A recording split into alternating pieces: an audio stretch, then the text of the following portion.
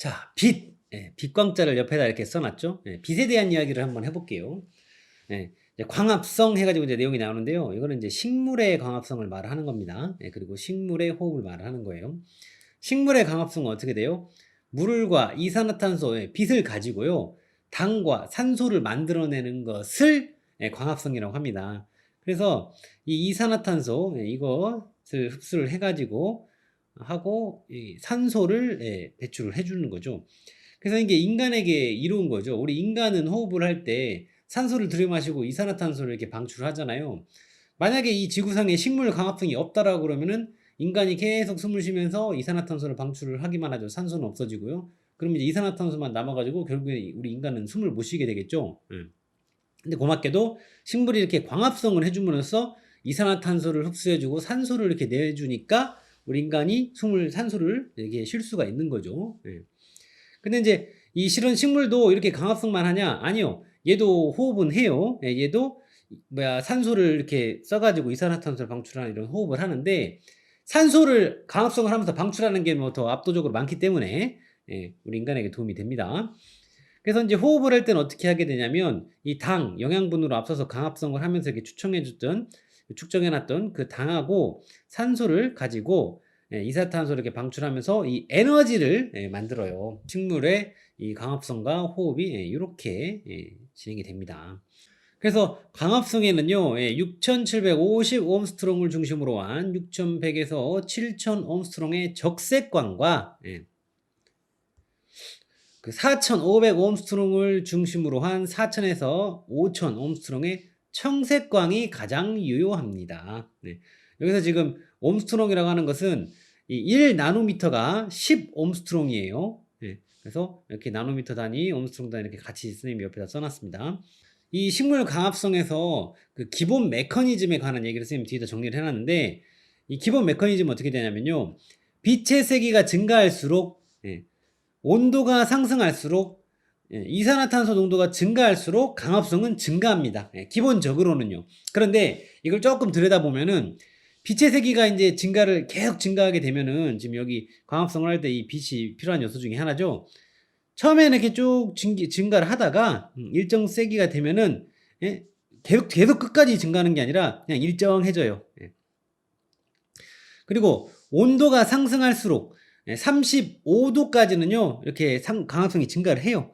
근데 어느 순간에 너무 더워버리면은 이 식물을 맛이 갑니다. 그래서 35도 이상이 되게 되면은 오히려 감소하게 돼요. 광합성 양이요. 그리고 이산화탄소 농도도 필요하죠. 이 이산화탄소 농도가 증가를 하게 되면은 기본적으로는 이제 그 광합성 양이 증가를 합니다. 그런데 일정 수치, 여기서 이제 선생님이 0.1%라고 이렇게 지금 해놨죠. 이산화탄소 농도요. 그게 되게 되면은 그냥 일정해져요. 이런 내용. 기본 메커니즘으로 좀 확인하고 갈게요. 그리고 여기서 이제 이렇게 언급했던 이런 내용들 말고 이제 바람도 사실은 하나의 그 변인이 될 수 있거든요. 그래서 뭐 풍속으로 얘기를 하면은 시간당 한 4에서 6km 정도 그 이하로 되는 어떤 그 연풍이라고 우리가 표현을 하는데 살랑살랑 이렇게 부는 바람 있죠. 이런 바람은 작물에 이롭습니다. 뭐 증산작용이나 어떤 양분 흡수 이런 것도 촉진을 시키고 광합성도 촉진을 시키는 그런 역할을 해요. 그런데 만약에 강풍이 불어버린다. 바람이 시게 부는 거죠. 바람이 너무 강하게 불어버리면은 이 식물이 기공을 닫아버려요. 그러면은 이산화탄소 같은 거를 이제 흡수가 이제 줄어들겠죠. 그러면 이제 광합성에도 영향을 미쳐서 광합성도 감소하게 돼요. 그래서 이 바람이라는 변인도 하나 더 있다. 그래서 이제 강풍이 이렇게 부는 지역에서는 이런 것들에 대한 대책으로 뭐 방풍림을 설치한다든지 방풍 울타리를 설치한다든지 아니면 내풍성 작물을 선택해서 재배를 한다든지 그리고 만약에 이제 우리나라는 이제 태풍이 좀 계절마다 온 때가 있잖아요. 태풍이 이제 온다라고 그러면 농 같은 경우에는 물을 조금 깊이 대버려요. 물을. 그러면 이제 도복도 좀 그게 경감이 되고 그러거든요. 쓰러지는 거. 그리고 너무 빽빽하게 이렇게 밀식을 좀 하지 말고, 그리고 과수원 같은 데는 낙과 방지제 같은 거를 좀 이렇게 뿌려 놓으면은 미리, 그러면은 좀 이게 대비가 됩니다. 자, 광보상점과 광포화점 내용 좀 잘 나오는 내용 중에 하나예요. 그래서 광보상점은요, 작물의 강합성에 의한 이산화탄소 흡수량하고요, 호흡에 의한 이산화탄소의 방출량이 같은 지점의 강도를 말합니다. 그래서 포인트는 뭐다? 이산화탄소의 흡수량하고 호흡에 의한 이산화탄소 방출량이 같은 지점을 말한다라는 거. 그리고 내음성이 약한 작물은요, 내음성이 강한 작물보다 광보상점이 높습니다. 광도가 광보상점 이상이어야 식물이 생장할 수 있어요. 광보상점에 관한 이야기였어요. 그리고 광포화점은요, 식물의 빛을 더 강하게 비추어도 광합성량이 증가하지 않는 시점에 빛의 세기를 말합니다. 광합성량은 빛의 세기에 정비례하여 증가하지만 광포화점에 이르면 빛의 세기가 더 증가해도 광합성량은 증가하지 않습니다. 이 내용. 자, 굴광성이라는 게 있어요. 빛이 식물 자극에 의하여 굽어지는 성질을 말합니다. 예를 들어서 이렇게 식물이 있는데요. 이렇게 해가 이렇게 위에 있을 때는 그냥 이렇게 잘 자라요. 그런데 만약에 이 식물이 여기 있는데 해가 여기가 아니라 한 이렇게 이쪽에 이렇게 있다라고 그러면 그쪽을 향해서 식물이 이렇게 조금 휘어져서 이렇게 자라는 이런 거를 말하는 거거든요. 그래서 줄기 또는 초엽에는 옥신의 농도가 높은 쪽의 생장 속도가 빨라지는 특성 때문에 광을 향하여 구부러지는 향광성이 나타나고요. 뿌리에서는 이와 반대로 배광성이 나타납니다. 그래서 굴광성은 440에서 480 나노미터의 청색광이 가장 유효합니다. 광합성 특성에 따른 식물 분류. 그래서 C3 식물, C4 식물, 캠 식물 이렇게 나눠놨죠. 근데 이제 이 C3 식물에 해당하는 친구들, 벼밀보리, 콩, 귀리 이렇게 써놨는데 사실은 이 C4 식물하고 캠 식물에 해당하는 좀 소수의 그 작물들 빼고 대부분의 작물들이 사실은 이 C3 식물에 해당이 돼요. 그리고 C4 식물, 그 옥수수, 수수, 사탕수수, 조, 기장 이런 친구들이 있고요. 이 캠 식물 같은 경우에는 선인장, 난, 파인애플, 솔잎국화 이렇게 있는데 여러분들 사무실이나 집에서도 많이들 키우죠. 이 스투키 이런 친구도 이 캠 식물에 들어가요. 이 친구들의 특징은 뭐냐면요. 그 여러분들이 이제 집에서 뭐 침대나 이런 침대 옆에나 뭐 집 실내에서 이렇게 공기정화 식물을 이렇게 키우는 경우도 상당히 좀 많거든요. 스투키나 이런 선인장 이런 난 같은 경우를 보면요.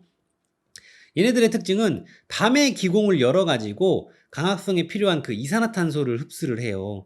그렇기 때문에 우리가 이제 잘 때 호흡을 계속 하면은 이 이산화탄소가 계속 방출되잖아요. 근데 이 친구들이 이산화탄소를 이렇게 쭉 흡수를 해주기 때문에 이 공기정화 식물로도 좀 인기가 많은 친구들이 있습니다. 자, 그리고 C3 식물, 그리고 이제 그거 해당하는 벼, 그리고 C4 식물, 그거 예로 옥수수, 이렇게 이제 비교를 좀 해봤는데요. C4 식물은요, C3 식물에 비해 광포화점이 높은 광합성 특성을 보입니다. 그리고 C4 식물은 C3 식물에 비해 온도가 높을수록 강합성이 유리합니다. 그리고 C4 식물은요, C3 식물에 비해 이산화탄소 보상점이 낮은 광합성 특성을 보입니다. 그리고 C4 식물은 C3 식물에 비해 수분 공급이 제한된 조건에서 강합성이 유리합니다. 이 C3하고 C4하고 이 식물들을 조금 이제 여러분들이 이제 시험 보려면 이 내용을 좀 기억을 해야 되는데 이렇게 문장으로 보면 조금 확 안 와들 수가 있어서 선생님이 그냥 조금 예라고 하긴 그렇고 한번 이미지를 좀 여기다가 심어 볼게요. 이 C4 식물은 흙수저예요. 흙수저. 흙수저를 생각해 봐요. 그 전형적인 그냥 이미지를 그냥 투영해 보세요. 저는 그 뭐 우리 사람을 뭐 흙수저, 금수저 이런 걸로 뭐 막 그렇게 구분하는 거 좋아하는 사람 아니에요. 저는 그게 옳다고 생각하지 않아요. 쌤도 흙수저 출신이긴 하지만. 그리고 C3는 금수저, 온실 속에 자란 화초를 한번 생각을 이렇게 이미지를 투영을 해볼게요. 이 내용을 기억하기 위해서. 그래서 이 흙수저는 좀 척박한 환경에서도 잘 자라요. 얘는. 뭐 수분 공급이 제한되어서도 강합성을 잘 하죠. 이 친구는. 그죠?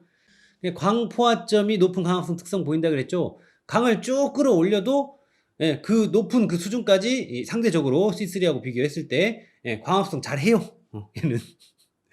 그러니까 이런 것들을 우리가 이제 비교 해서 말을 하면은 하나 더 만약에 추가를 한다라면 이 C4 식물은 이 C3 식물에 비해서 광합성 효율이 좋다라 그러죠. 광합성 효율이 좋다. 뭐 효율이 높다, 효율이 좋다 이렇게 말하죠. 그러니까 가성비가 좋은 거예요. 이산화탄소 보장점이 낮은 광합성 특성을 보인다. 이것도 그냥 이렇게 기억을 해요. 그 뭐야 흙수저니까 보상도 낮게 해줘도 된다. 광합성 잘한다. 이런 식으로 이제 기억을 하자라는 거예요. 이 내용을. 그래서 이런 내용을 조금 생각을 하고 가면 좋겠습니다. 쌤이 이제 앞서서 대부분의 이제 작물이 C3라고 그랬잖아요. 일부 C4 작물 몇 개 이렇게 랑 캠 쪽 제외하고 나서는요. 그래서 이 C3에 해당하는 이 작물하고 만약에 C4 잡초가 만나버리면요. 아주 피곤해져요. 생산량이 안 좋아지는 제일 안 좋은 조합이에요. 이게요. 이 조합이. 오히려 C4 작물하고 역으로 C3 잡초하고 만나면은 해볼만 하거든요. 근데 이렇게 만나버리면은 C3 작물하고 C4 잡초가 한 그 그라운드에서 만나버리면은 이 생산량이 제일 적게 나오는 조합입니다. 이게 다른 조건이 똑같다라고 했을 때. 그래서 이런 내용이 있습니다. 그러니까 잡초하면 우리가 생명력이 강하다 딱 어떤 이런 이미지가 박혀 있잖아요. 잘라내서 계속 나죠. 뿌리를 아주 깔끔하게 캐야지 조금만 남아있어도 막 번식해버리고 그러기 때문에 요런 특징들을 좀 생각을 하면서 보면 좋겠어요. 자, 일장 효과. 일조 시간의 변동에 따라 생물의 발육, 생식 등이 달라지는 성질. 일장 효과의 재배적 이용. 이런 일장 효과를 우리가 재배적으로 이렇게 이용할 수가 있는데요. 재배법을 계산하고요. 품종을 선택하고 고추 개화기를 조절을 해요. 그리고 육종상에 이용도 할 수 있고 수량을 증대시킬 수도 있어요. 성표현의 변화와 성전환에도 이용할 수가 있는데 기술된 내용이에요. 오이, 호박 등은요. 단일 환경에서 암꽃이 많아지고요. 장일에서 숫꽃이 많아집니다. 이 내용. 그래서 장일식물, 단일식물, 이렇게 중성식물로 이렇게 구분해서 식물이 이렇게 나눠지는데요. 장일식물 같은 경우에는 보통 16시간에서 18시간의 장일 조건에서 개화가 유도 촉진되는 식물로 단일 상태에서는 이제 해가 짧을 때에는 개화가 저해가 됩니다. 그래서 이거에 해당하는 장일식물에 해당하는 식물들은 완두, 상추, 시금치, 양귀비, 추파맹류, 보리, 아마, 아주까리, 밀, 감자, 무, 배추, 누에콩, 양파 등 이런 친구들이 있어요. 그래서 이런 친구들 우리가 좀 이렇게 암기를 해줘야 되는데 이 장일식물은 우리가 어떻게 암기를 하냐면요. 완두가 상시 양귀비에게 추파를 던지는데 완두라는 친구가 보리가 생각할 적에 이 양귀비는 아마도 아줌마 같아가지고 처녀가 아니라 아줌마 같아요.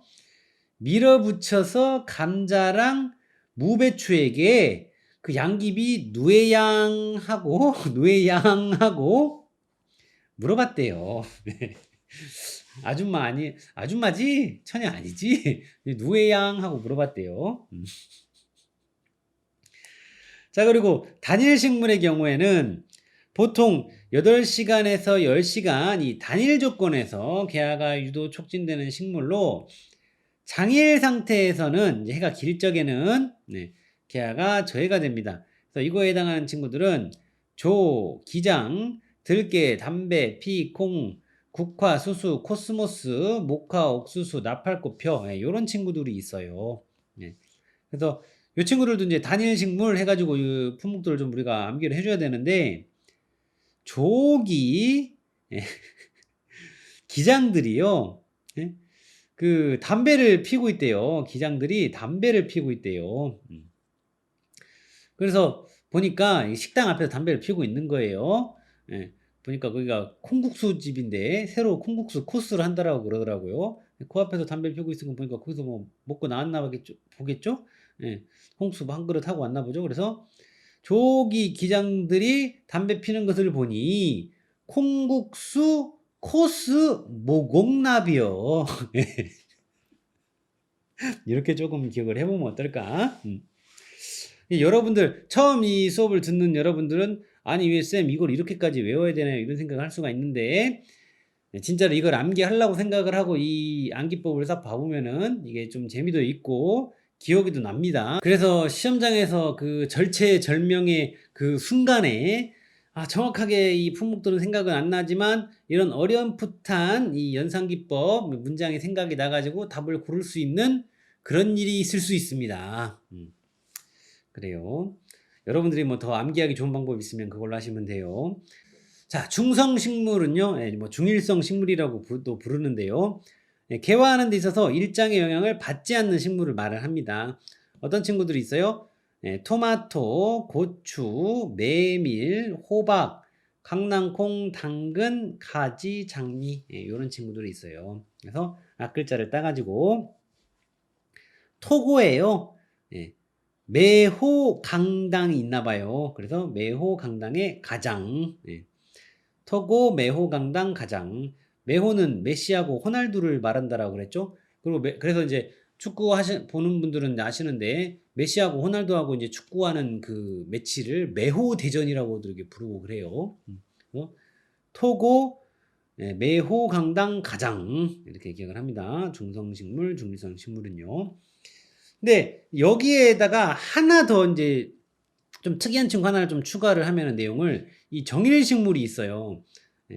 아주 이제 몇 개 되지도 않는 그 품목이긴 한데 내용이 있는데 이거는 단일이나 장일에서 개화하지 않고요. 어느 좁은 범위의 특정한 일장에서만 개화하는 식물을 말을 해요. 예로 사탕수수의 F106 품종이 있는데요. 이 친구는 12시간하고 12시간 45분의 이 아주 좁은 이 일장 범위에서만 개화를 해요. 이걸 딱 맞춰줘야 돼요. 그래서 이런 특이한 친구도 있다. 자, 호감성 작물, 현감성 작물.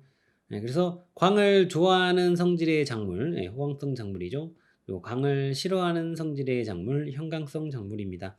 그래서 호감성 작물은요, 베고니아, 우엉, 금어초, 상추, 담배, 당근 이런 친구들이 있어요. 그래서 암기법은요, 앞글자를 따가지고 배우, 금상, 담당이에요. 배우들이 연기 잘하면 상을 받죠. 그래서 그 상에서 금상을 담당하는 배우, 금상, 담당 호감성 작물입니다. 현광성 작물은요, 토마토, 가지, 오이, 호박 이런 친구들이 있어요. 이런 친구들은 그 잎사귀 밑으로 이렇게 열매가 쏙 그 빛을 피하죠. 밑으로 쭉 달리면서. 그래서 이 암기법을 대야 되는데 앞글자를 역시 따가지고 토가 오호 이 혐오한 어떤 그런 걸 보게 되면 토가 오죠. 토가 오호 이렇게 기억을 해볼게요. 자, 일장에 따른 화해 구분입니다. 그 화해들을 또 앞서서 우리가 봤던 그 단일성, 장일성, 중일성으로 이렇게 나눠서 정리를 한 거예요.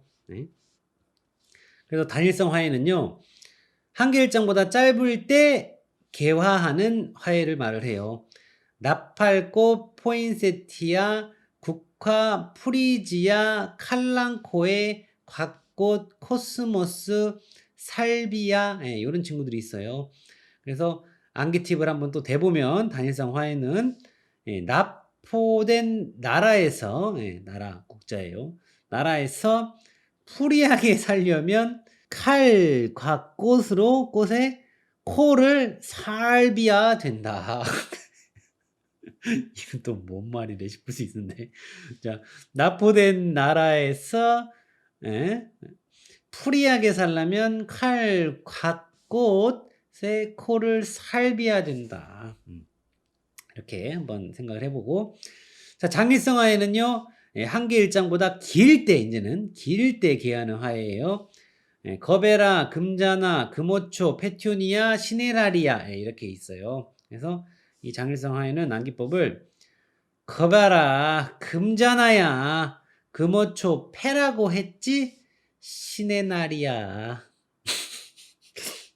그래요. 아니 여러분들이 자꾸 이걸 어떻게 암기해야 되나 계속 그 해서 나름 그 고심을 한 그겁니다. 근데 이렇게 좀 입에다 익숙해 놓으면 예?